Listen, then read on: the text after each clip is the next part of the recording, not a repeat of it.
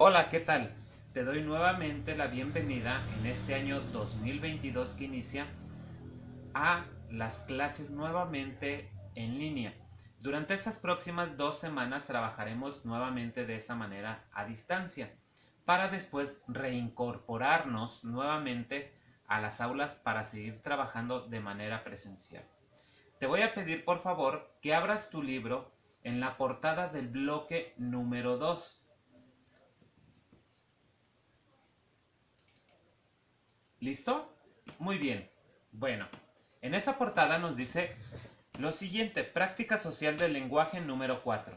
Buscar información en diversas fuentes para escribir un texto expositivo. Y el propósito de esa práctica social del lenguaje es escribir y publicar un texto expositivo basado en diversas fuentes. Bueno, te has de preguntar qué son fuentes.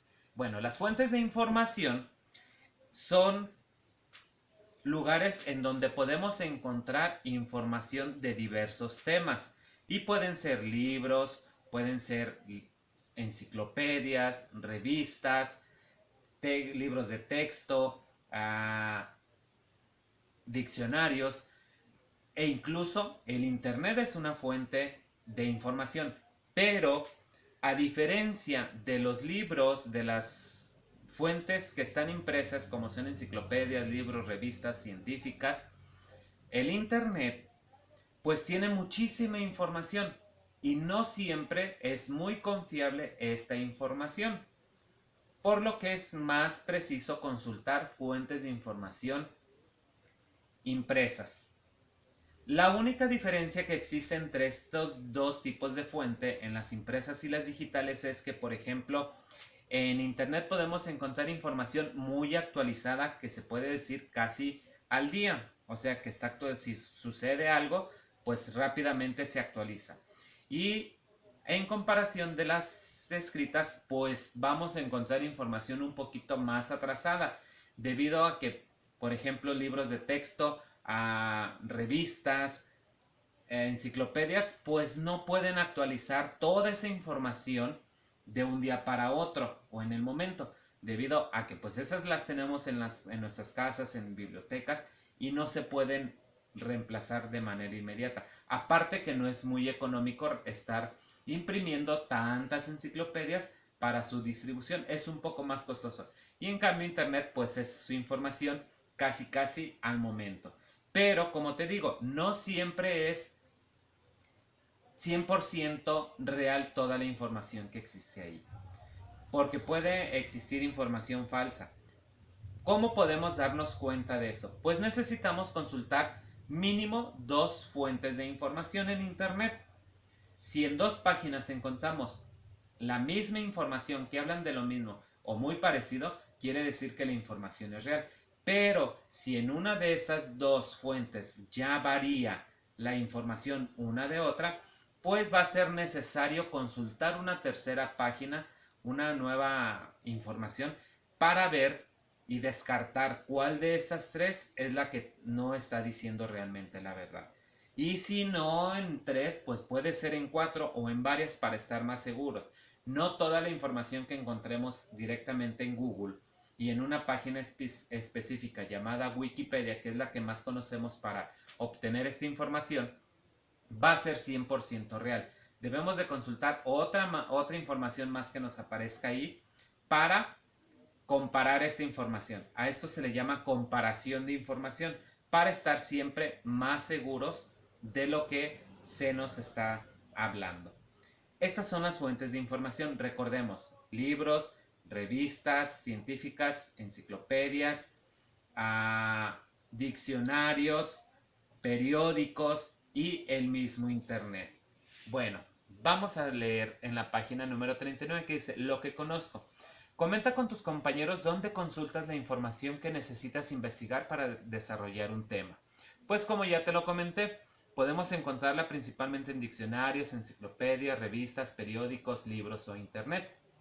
Pero recordando que internet no es 100% real toda la información que aparece. Hay mucha información real, como hay mucha información que puede llegar a ser falsa. Ten mucho cuidado con eso.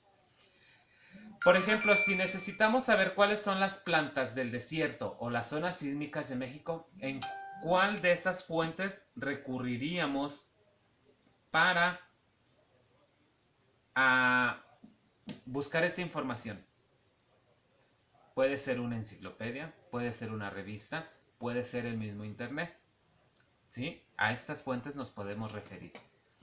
Con respecto a la selección del tema, nos dice que entre todo el grupo vamos a revisar qué temas investigaremos y en algunas de las siguientes asignaturas, por ejemplo, ciencias naturales, geografía e historia, vamos a elegir uno para todo el grupo. Y vamos a buscar la información más precisa, completa y concisa sobre el tema elegido. Pero antes de comenzar, repasaremos algunas pistas para detectar dónde está la información. Es lo que te mencionaba hace un momento. Tenemos que identificar diferentes fuentes para ver cuál es la información más precisa que nos da sobre este tema. Con respecto a la búsqueda de la información, para empezar a buscar sobre un tema, lo primero es identificar qué queremos saber y dónde lo vamos a poder encontrar. Esos son dos puntos muy importantes. Uno, ¿qué vamos a investigar? ¿Sobre qué tema? Y número dos, ¿dónde lo vamos a encontrar? Debemos identificar en dónde específicamente. Por ejemplo, si lo vamos a buscar en una enciclopedia, vamos a identificar qué es lo que vamos a querer buscar y específicamente en qué parte vamos a encontrarla. Por esta razón es importante que aprendas a localizar la información en fuentes adecuadas, es lo que te menciono. Podríamos consultar en una enciclopedia temática, pero ¿qué palabras buscarías ahí? Pues dependiendo, ¿verdad? Si vamos a buscar un tema sobre el desierto, palabras, una palabra, geografía, desierto, climas, quizá. A esto se le conocen como palabras claves para identificar un tema en específico. Si te digo, vamos a hablar sobre las fuentes, las zonas sísmicas, pues vamos a primero buscar una palabra clave que es geografía, sismos, zonas, que nos van a identificar sobre el tema. Si nuestro tema es una pequeña parte de uno más grande, ¿cómo encontraremos esas palabras claves en un libro? Bueno, para encontrar esas palabras claves, pues vamos a revisar el índice general, el sumario o la tabla de contenido del libro. En esta parte podemos encontrar estas palabras claves. Bueno, a continuación te voy a presentar un tema que es sobre el texto expositivo. Te voy a pedir que prestes atención para que después en tu cuaderno me hagas este apunte. ¿Para qué vamos a tener el apunte? Pues lo vamos a tener como fuente de consulta para más adelante conforme vayamos trabajando en nuestro proyecto y podamos obtener información de esto. Bueno, el tema es texto expositivo. El texto expositivo tiene como objetivo informar y difundir conocimientos sobre un tema. La intención informativa hace que en los textos predomine su función referencial. Vamos a ver cómo está organizado ese texto expositivo. Primero está organizado por su función, que puede ser informativa, directiva y explicativa. Después tenemos la intención comunicativa. Es a qué tipo de auditorio está dirigido, si es divulgativa o especializada, y los ámbitos que abarca este texto expositivo. Y finalmente su organización está dividida en dos partes. En la organización global, que es de una manera general, y después está organizada de manera interna. Y esta organización interna es más precisa. Tiene una estructura que es inicio, desarrollo y cierre del tema, en donde está dividido por estas tres partes como lo conocemos en otros textos. Por ejemplo, un cuento también tiene su inicio, desarrollo y su cierre, al igual estos textos informativos o textos expositivos. Y también está organizada mediante párrafos. Bueno, ¿cuáles son los ámbitos que abarcan los textos expositivos?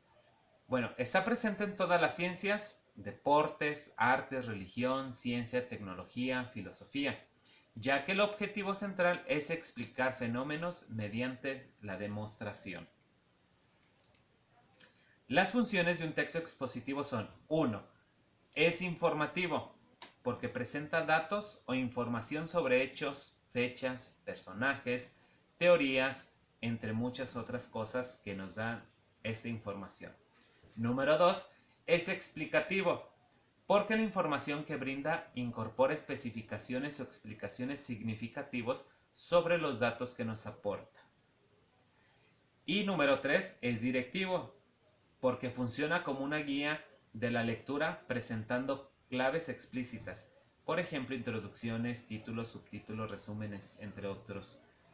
Y a lo largo del texto, pues estas claves nos permiten diferenciar las ideas o conceptos fundamentales de las que no son. ¿Cuáles son los tipos de textos expositivos? Bueno, tenemos dos: los divulgativos, y estos van dirigidos a un amplio sector de público y no exige un conocimiento previo sobre el tema. Pueden ser apuntes, libros, enciclopedias, exámenes, revistas, cualquier tipo de texto. ¿Por qué? Porque en el texto divulgativo va dirigido a todas las personas. Y tenemos los especializados, es decir, textos que tienen un grado de dificultad, pues exigen conocimientos amplios sobre el tema en cuestiones. Por ejemplo, son informes, leyes, artículos de investigación científica, entre otras cosas. ¿Cuál es la diferencia entre estos dos? Bueno, en el texto expositivo, que es divulgativo, pues va dirigido para todo tipo de personas, para que al momento de que lo lean se logre entender. No tiene conceptos difíciles de entender, tiene palabras sencillas, lo podemos entender. Por ejemplo, nuestro libro de texto de geografía, ciencias naturales, historia, es un texto expositivo de forma divulgativa. Su tipo es divulgativo. ¿Por qué? Porque va dirigido a niños, para que lo entiendan niños como ustedes, como hasta personas adultas, con palabras sencillas, que sea muy claro en lo que está ahí escrito y se puede entender, para que todo tipo de personas lo pueda entender. En cambio, los textos especializados pues ya tienen un cierto grado, un lenguaje más difícil, como definiciones que a lo mejor no entendemos, como palabras que no llegamos a entender, con términos muy difíciles para nosotros que no somos especialistas sobre el tema.